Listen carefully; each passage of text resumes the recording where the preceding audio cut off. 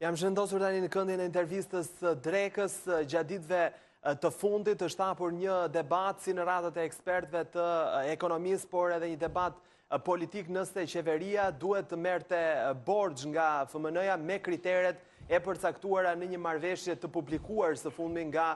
institucionin ndërkombëtar financiar. Do diskutojmë për këtë çështje, por edhe për zhvillime të tjera ekonomike me zotin Selami Xhepa, ish deputet i Partisë Demokratike, ekspert i njohur i ekonomisë. Përshëndetje dhe mirë se vini zoti Xhepa. Përshëndetje, faleminderit për ftesë. Në këndvështrimin tuaj, a duhej marr ai borxh nga FMN-ja me ato terma të përcaktuar edhe në marrëveshjen e publikuar tashmë në media?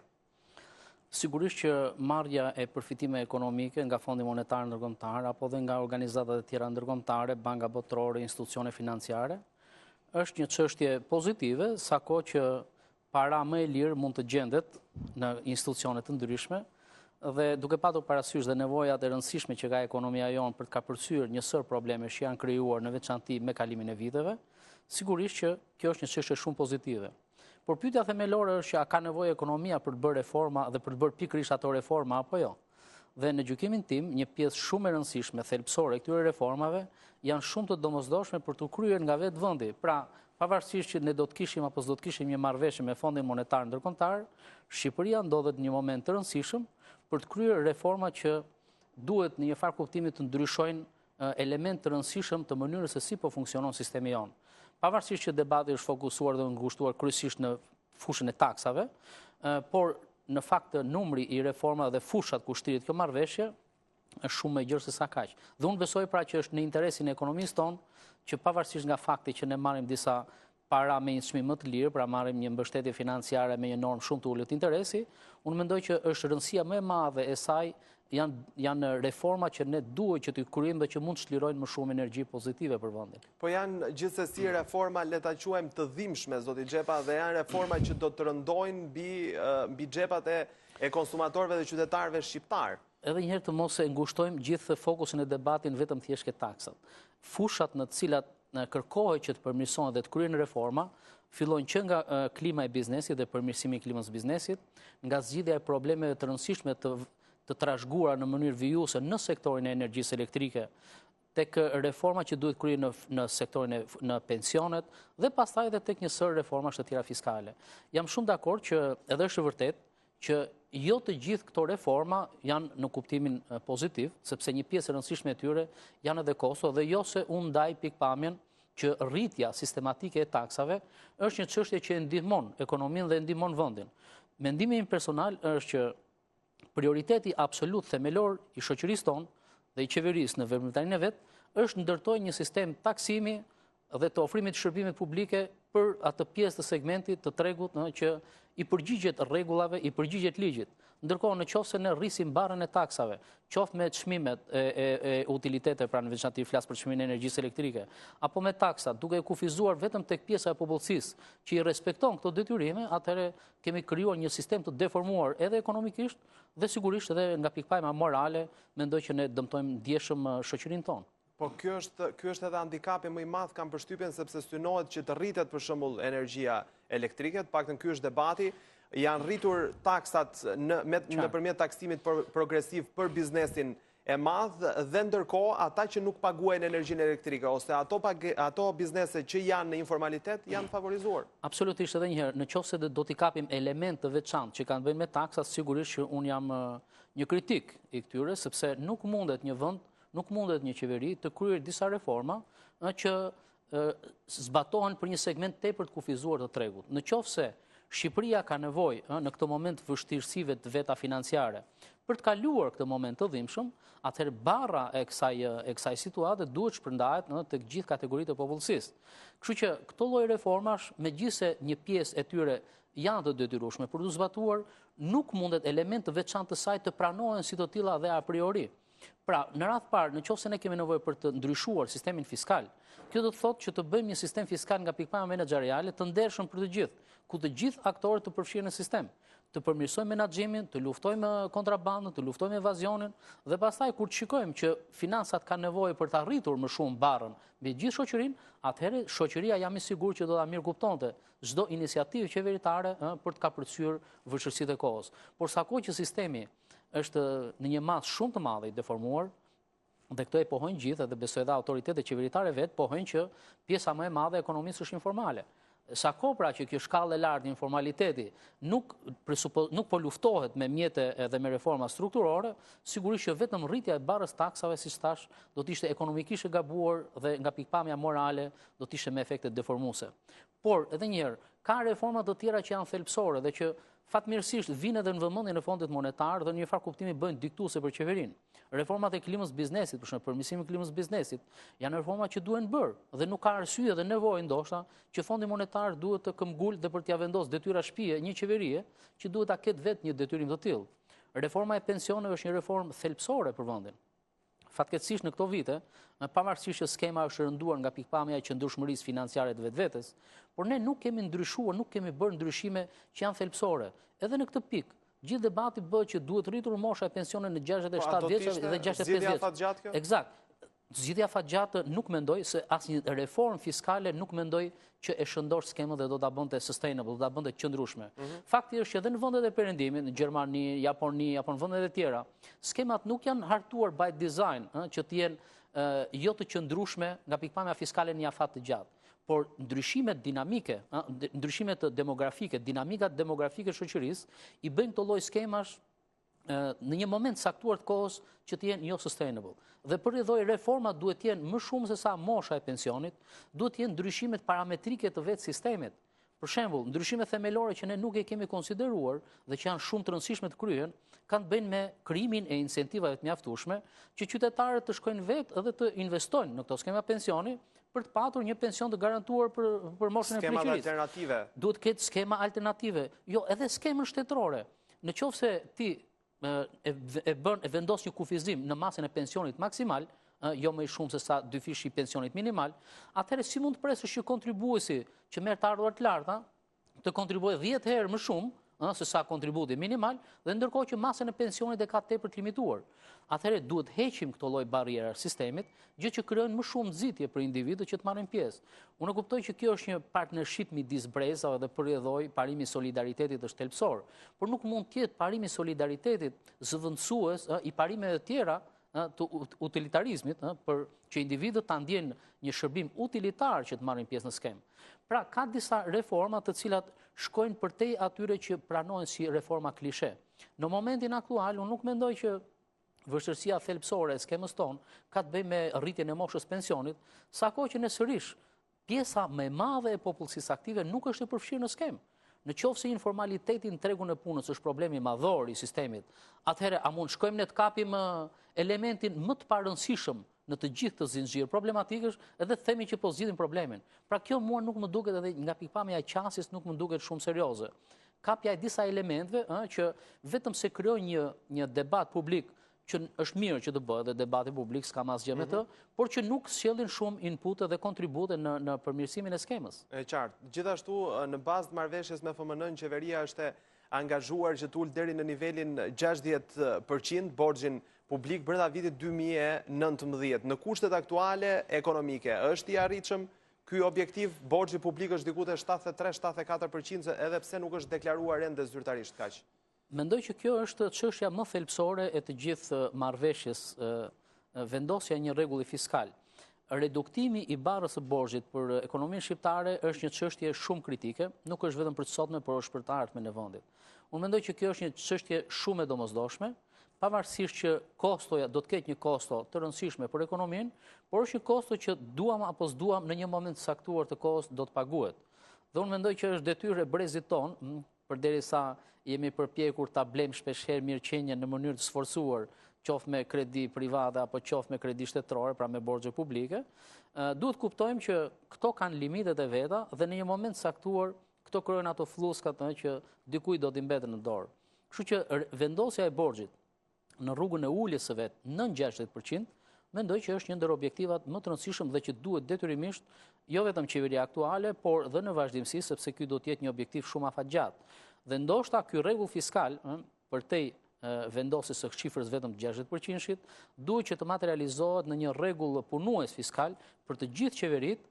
duke kaluar ndoshta edhe deri në idenë dhe një buxheti të balancuar, të paktën një buxheti strukturalisht të balancuar, duke krijuar disa mundësira për një lloj politike fiskale në ciklet e biznesit, kur ciklet e biznesit bëhen pejorative, bëhen negative, por një buxhet i balancuar strukturor do të ishte një rregull fiskal që vendi ka nevojë. Po çështja është sa realiste është ky objektiv kur ne jemi në kushtet që kemi marrë borxh për të shlyer borxhet dhe FMN-ja do të lëvrojë këto para, pra rreth 330 milionë euro në 3 vjet. Pra 3 vitet e ardhshme ne do të merremi me çështje borxhesh. Praktikisht ky ka qenë viti ku niveli huamarrjes publike ka qenë i veçantë, eksepsional, sepse borxhi publik në përgjithësi ose huamarrja e qeverisë gjatë një viti fiskal nuk ka kaluar më shumë se sa 49 miliard lek, ndërkohë që në këtë vit kemi rreth 90 miliard lek, pra masa huamarrjes është 2 herë më shumë se sa niveli historik mesatar i huamarrjes. Kështu që marrja e këtij borxhi kaq të madh publik për këtë vit ndoshta bëhet edhe me qëllimin, siç është edhe thënë nga qeveria është nënvizuar, për të shlyer borxhet e prapambetura, për të pastruar ndoshta bilancet dhe vonesat në pagesat midis subjekteve ekonomike edhe për kryen e shërbimeve publike, dhe në vazhdimsi pastaj duke filluar nga viti i ardhshëm do të thotë që ne nuk do të parashikojmë huamarrje më shumë se sa 40 miliard lek. Dhe në këtë mënyrë, nëse ne do të arrijmë që të ruajmë një nivel huamarrje të re vjetore nën 40 miliard lek, do të thotë pra që rruga e borxhit ose trajektoria e borxhit do të jetë një trajektorie rëndëse deri në periudhën e planifikuar. Po, a ishte zgjidhja e duhur kjo zoti Xhepa për të marrë borxh, për shlyer borxhet, nuk ishte mekanizma të tjerë qeveria për të ndërhyrë qoftë edhe te bankat e nivelit të dytë këtu në Shqipëri ose mekanizma të tjerë përmes Bankës Qendrore? Personalisht gjykoj që huamarrja në nivelet që është realizuar aktualisht është e egzageruar, ndoshta në gjykimin tim edhe njëherë një pjesë e rëndësishme e punimeve të kryera në vepra publike mund të ishin pjesë e programit të investimeve me buxhetin normal, pra jo me nivelet të larta kaq të mëdha të huamarrjes, dhe ndoshta duke shtrënguar paksa rrypin që këtë vit, po duke krijuar vetes një luks kaq të madh si vjet me këtë nivel për mendimin tim tepër të egzageruar edhe një herë të huamarrjes, ndoshta i kemi lidhur mundësitë vetes që në vitet e ardhshme ne të kemi një lirësi të tillë në gjetjen e parave për të kryer këtë lloj veprimtarie ekonomike. Në një mas pra është diktuar, por jo në një mas kaq të madhe sa është realizuar. E qartë. Ndërkohë flasim pak edhe për paketën e re fiskale dhe në një takim të fundit që ka zhvilluar në doganën e Durrësit, ministri i Financave zoti Cani theksoi se do të ndryshojë paketa fiskale, por fakti është se ne jemi në fund të marsit edhe ende nuk ka ndryshuar, kanë kaluar 3 muaj. Në këtë periudhë japim dot një gjykim për efektet e paketës fiskale, cilat kanë qenë efektet pak a shumë? Paketa fiskale në fakt tani ka filluar që të veprojë, do të thënë paketa fiskale e miratuar në buxhetin e vitit 2014 dhe efektet janë akoma shumë shpejt për të folur për efektet e paketës fiskale. Normalisht efektet mund të gjykohen brenda një periudhe 1 deri në 2 vitesh, për të parë se çfarë efektesh ka jo në kuptimin statik sa rriten të ardhurat, sepse rritja e të ardhurave nuk mund të jetë kurrë qëllim në vetvete një pakete fiskale. Efektet e paketës fiskale janë dinamikat që ajo vendos në veprim në kuptimin e marrëdhënie ekonomike midis agjentëve, çfarë ndikon në prodhim, çfarë ndikon në ndryshimin e strukturave ekonomike e kështu me radhë. Dhe kjo është një analizë që mund të bëhet një afat më të largët. Për momentin, me sa kam parë, sepse statistikat janë shumë të shkurtra, janë ardhe shkurt. Biznesi ka dalë në fakt disa herë në konferenca dhe është tankuar në një farë mënyrë për këtë paketë fiskale. Nuk diskutohet që efektet e paketës në tërësinë e vet kanë qenë, si thua, e kanë vështirësuar në një mas klimën e biznesit, sepse kemi patur rritje të taksave në shumë komponentë të vet, jo vetëm në tatimin e fitimit, por në gjithë elementet e taksave, në akcize kështu me radhë, taksat direkte dhe taksat indirekte, kemi patur edhe në sigurimet shoqërore element në sigurimet shëndetësore dhe shoqërore, që kanë bënë me heqjen e pagave referuese për efekt llogaritjes masës kontributeve kështu me radhë. Pra në tërësinë e vet barra fiskale është rënduar. Dhe sigurisht rritja e rëndimit barrës fiskale ndikon jo mirë, prandaj thash që efektet, qofse në afat shkurtër mund të duken pozitive në rritjen e të ardhurave, efektet në afat më të gjatë mund të duken në ecurinë e investimeve, si do të ecin investime gjatë këtij viti, si do të ndikojnë ato në punësim, si do të krijojnë në ndryshimin e strukturave ekonomike e kështu me radhë. Kështu që efektet ndoshta do të shikohen në një periudhë më të largët, por për momentin ajo çfarë mund thuhet me siguri është që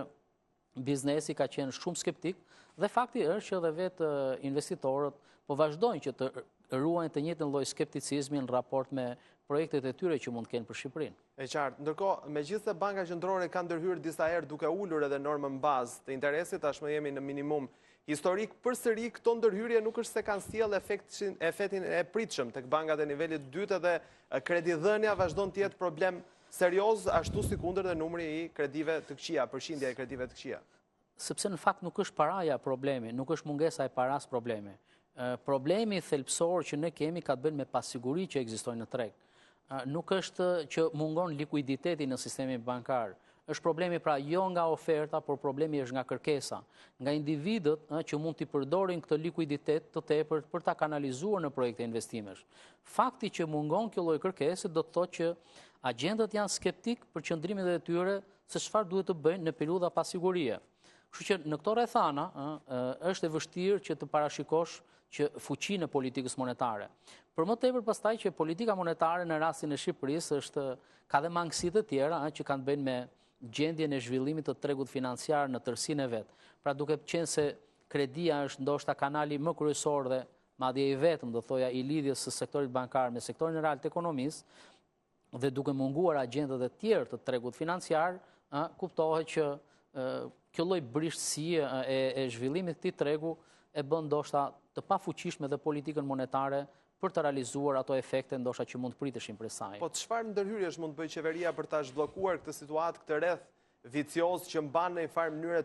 të lidhur, sepse ka humbur edhe besimi në marrëdhënie mes bankave dhe biznesit për shkak të vështirësive që vetë ka biznesi dhe vonesave që sjell në këstet e kredive. Së pari, çështja më thelbësore dhe qëndrimi më prioritar ka të bëjë me shlyerjen e detyrimeve, është një tezë e përsëritur me muaj të tërë, por që fatkeqësisht akoma vazhdon që të jetë problematike. Fakti që Banka Qendrore ose rëndësia që i kushton Banka Qendrore ruajtja e stabilitetit financiar të vendit, duke garantuar stabilitetin e sistemit bankar, është pa asnjë mëdyshje objektivi më i rëndësishëm thelbësor për ekonominë tonë. Kështu që në këtë kuptim, ruajtja e rregullave të forta të mbikëqyrjes për sistemin bankar, për të patur banka konservative, mendoj që është një objektiv shumë i rëndësishëm. Por çfarë do të thotë kjo? Kjo do të thotë që kostot e operimit të sistemit bankar sigurisht do të vazhdojnë të jenë të larta. Atëherë si mund të zgjidhet kjo lloj çështje? Së pari, duke pastruar bilancet financiare, praktikisht niveli i kredive problematike, jo i kredive të humbur, po i kredive problematike, nga 24-25% e portofolit total të kredis, do të ulej në nivele shumë të pranueshme. Dhe ulja e portofolit kredis problematike do të jepte më shumë hapësira, më shumë frymarrje bankave për një gjallërim të aktivitetit të kredis në ekonomi. Së dyti,